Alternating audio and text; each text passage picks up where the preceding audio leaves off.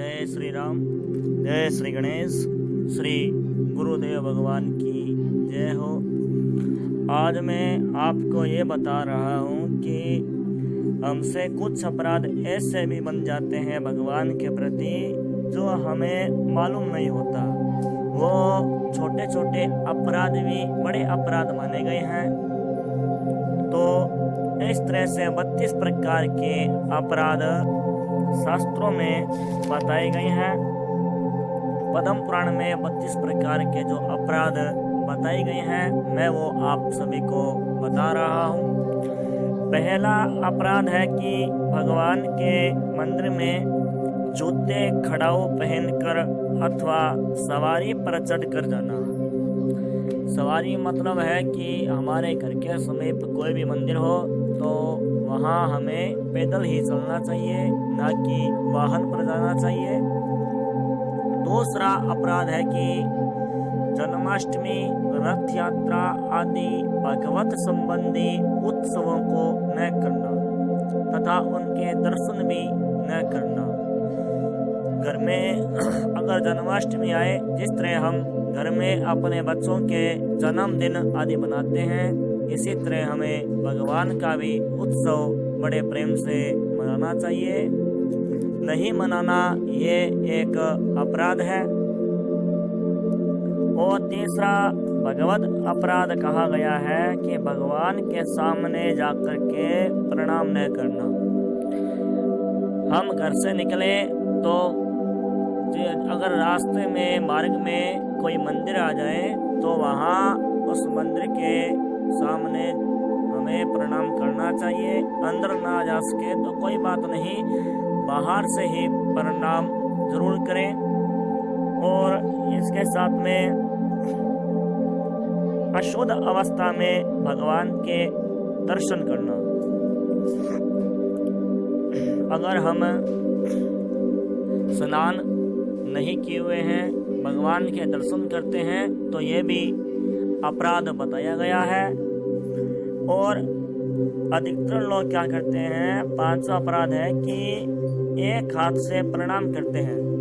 एक हाथ से कभी भी प्रणाम नहीं करना चाहिए। भगवान की प्रतिमा को, भगवान को दोनों हाथ जोड़ करके प्रणाम करें। दोनों हाथों से प्रणाम करें। एक हाथ से प्रणाम करना अपराध माना गया है। और छठा अपराध है कि भगवान के सामने ही एक स्थान पर खड़े खड़े परिक्रमा करना। भगवान के अगर परिक्रमा स्थल बना हुआ है तो उस परिक्रमा स्थल में ही आप परिक्रमा लगाएं, सामने खड़े खड़े परिक्रमा न करें। सातवां अपराध है कि भगवान के आगे पैर फैलाकर बैठना। आठवां अपराध है पलंग या खाट पर बैठना। मतलब भगवान के सामने पलंग या खाट पर नहीं बैठना चाहिए। भगवान के सामने सोना, और भगवान के सामने सोना भी नहीं चाहिए। भगवान के सामने खाना भी नहीं चाहिए। और भगवान के सामने झूठ नहीं बोलना चाहिए। भगवान के सामने किसी के आगे जोर जोर से नहीं बोलना चाहिए। और 13वां भगवत अपराध है कि परस्पर बातचीत करना। भगवान के सामने बैठकर आपस में बातचीत भी नहीं करनी चाहिए। और भगवान के सामने रोना, क्रोध में आकर के रोना और चिल्लाना भी नहीं चाहिए। झगड़ा नहीं करना चाहिए। 16वां अपराध है भगवान के सामने किसी को पीड़ा नहीं देनी चाहिए। जो भगवान के सामने पीड़ा देता है वह भगवान के सामने अपराध है। और भगवान के सामने किसी पर अनुग्रह करना।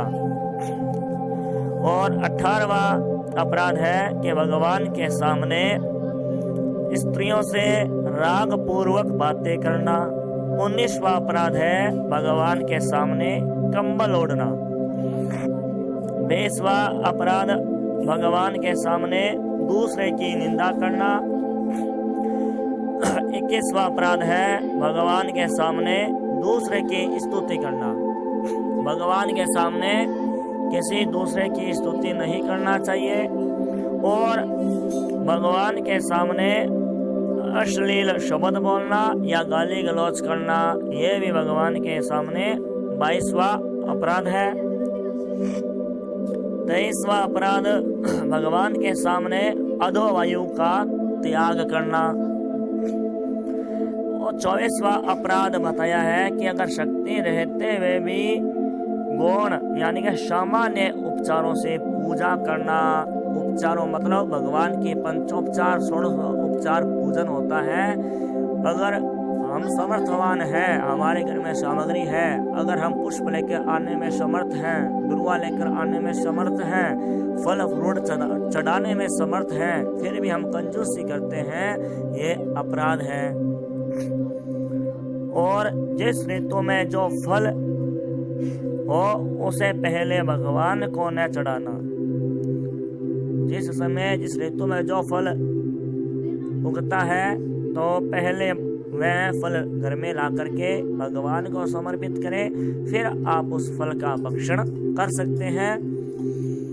और 27वां अपराध है उपयोग में लाने से बचे हुए शाक फल आदि को भगवान के लिए देना। 28वां अपराध है कि भगवान के श्री विग्रह को पीठ देकर बैठना, मतलब भगवान के सामने पीठ करके नहीं बैठना चाहिए। और 29वां अपराध है कि भगवान के सामने दूसरे किसी को भी प्रणाम करना, यह सबसे बड़ा अपराध है। अगर हम मंदिर में जाते हैं तो मंदिर में अगर हमसे बड़ा कोई भी आ जाए, अगर चाहे वो ब्राह्मण हो चाहे वो गुरु हो, कोई भी हो, भगवान के सामने उन्हें प्रणाम नहीं करना चाहिए।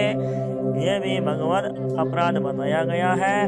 और गुरु के विषय में मौन रहना, यह 30वां अपराध है, अर्थात गुरुदेव की स्तुति नहीं करना, गुरुदेव की महिमा आदि न करना, यह भगवत अपराध में 30वां अपराध है। 31वां अपराध है कि अपने मुख से अपनी प्रशंसा करना। अपने मुख से कभी भी अपनी प्रशंसा नहीं करनी चाहिए। और यह अंतिम जो 32वां भगवत अपराध है वह है कि किसी भी देवता की निंदा करना। सभी धर्मों के देवता समान हैं, सभी पूजनीय हैं, तो किसी भी देवता की निंदा नहीं करनी चाहिए। अगर आप किसी देवता की स्तुति नहीं कर सकते तो उनकी निंदा भी ना करो, क्योंकि सभी एक हैं, सभी उस परमपिता परमात्मा के अंश हैं। तो ये मैंने आपको बताई है जो 32 प्रकार के भगवत अपराध किए गए हैं पद्म पुराण में। मैंने आप सभी को बता दिया। शायद मेरी बनाई हुई वीडियो आपको अगर पसंद आई होगी तो आप ज़रूर उसे लाइक करें, शेयर करें और मेरे चैनल को सब्सक्राइब करें और कमेंट करें। जय श्री राम, जय माँ भगवती।